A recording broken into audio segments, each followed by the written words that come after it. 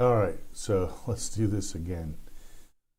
So I want to do a trading recap here. Let's see if I can pull up. There we go. Okay. Okay, so today I finished. I'm going to go ahead and finish the day. There's probably still more trading left for the day today. However, I'm just going to call it a day. It's been a good day, and you just got to know when to walk away when you're trading. So this morning I was watching AKAM, AKAM, BP, British Petroleum, PACB, which is Pacific Biosciences, California, CGIX, OBLB, and BPTH.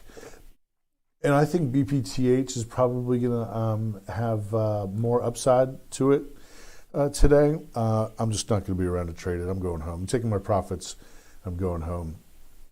I had a level this morning on AKAM at $105.89.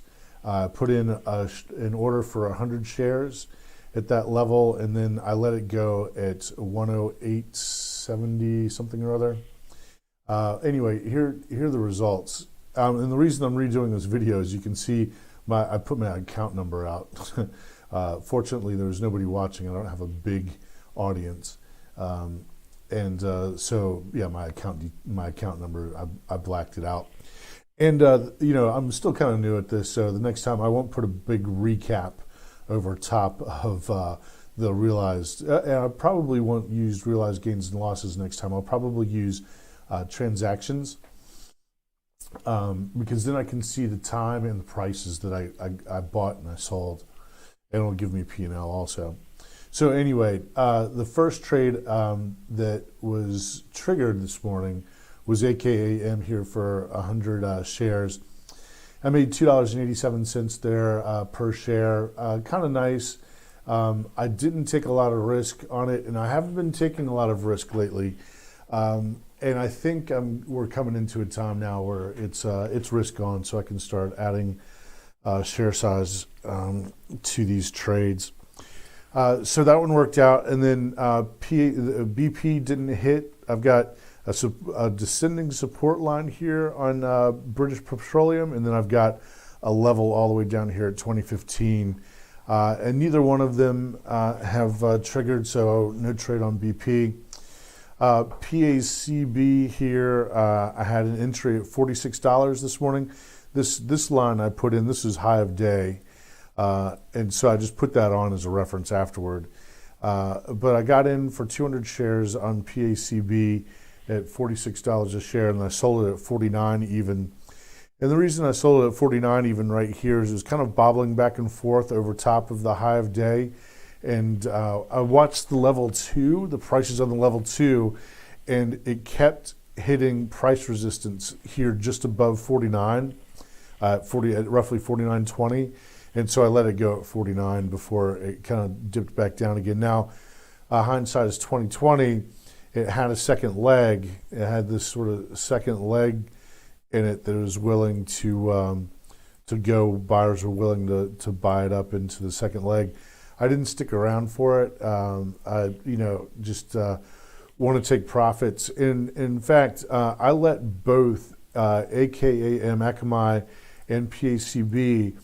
I let them both go quite a bit further than my usual 1% target. Usually, for these bounces, especially on something like AKAM, where AKAM reported earnings, and it was bad. It was below consensus, and I usually only wait around for 1% on these bounces. For example, like with AKAM, usually I would only a 1% bounce on AKAM would have been $1.06.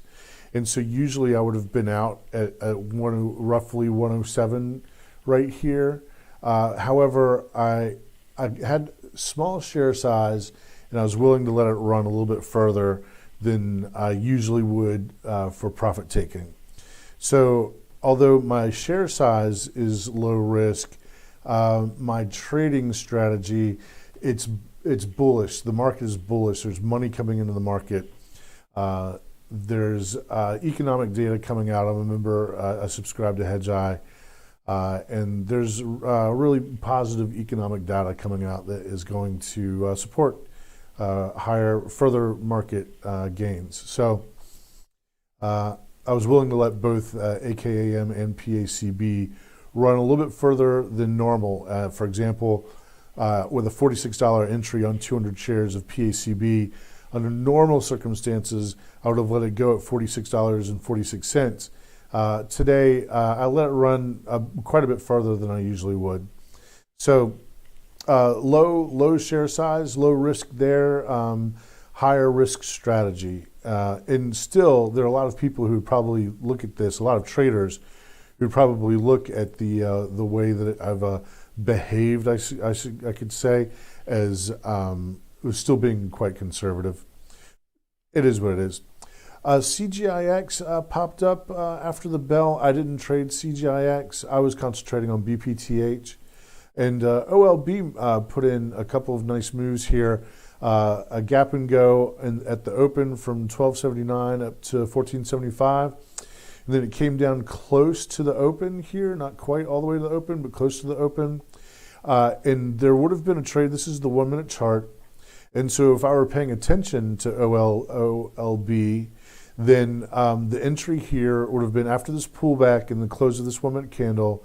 My entry would have been at 13.83, and it ran up to 14.71, so almost $1 there. I don't know how much. I probably would have captured somewhere around half of that move from 13.87 to 14.74. So I may have grabbed about 50%, 50 cents off of that move. Who knows? But if I were watching it, then the next entry after the pullback would have been this 1 minute high right here over that last candle. So the next entry would have been 13.21, and I probably would have grabbed, let's see, it went from 13.28 here actually up to 13.71, and so I probably would have grabbed I don't know, another 20 or 30 cents off of this little breakout, off of just this one little candle right here. Now, it running up to higher prices again, so I probably would have bought and sold inside of this 1 minute candle right here. And then probably, if I were paying attention to it, I probably would have entered again here at 14.77 for it to run up to probably somewhere, to 15.41. So I probably would have been able to grab about another 50 cents here as well, but I wasn't paying attention to it. I was paying attention to BPTH. BPTH, now the recap, the R over the recap here, it's kind of in the way. But I've got, so there's almost, I think there's 1,155 here. I traded 500 shares of it. There's 400 on this 100 shares, then 520 off of this 125 shares.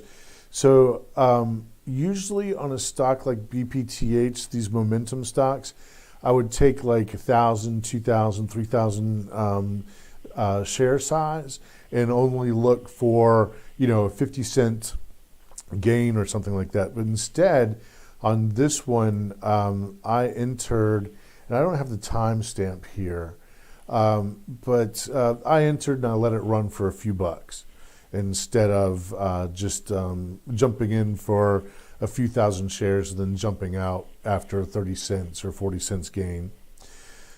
And so then you can see here, actually, there's some other stocks here. This EDU, I was shorting 40 shares of EDU and averaging in, I think I was at an average of about 186.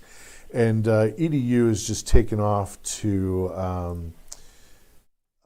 new all-time highs instead of turning around and heading down. Well, let's see. Yeah, it's heading off. So let's see the 1 day here. Yeah, EDU is just taking off, and I was in at an average. It was somewhere in here, 186 something. So when I let it go, I was down like $4 a share or something like that. Let's see. Down.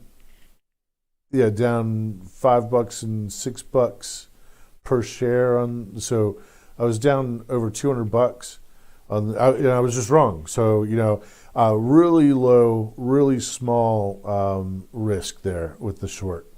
Right now is not a time to be shorting stocks. So this was a resistance play that I thought I saw. I was wrong. I'm out. Small loss, no big deal. And then RKDA popped up today. This is a stock that I've been averaging into. I sold 300 shares of RKDA today on this pop for, I don't know, looks like about $400. Let's see, a little over $400 gain. So $3,500 gain on the market today. It's been a good day. I'm going to call it a day here, protect profits, and then come back tomorrow. Good luck out there, everybody. Take care.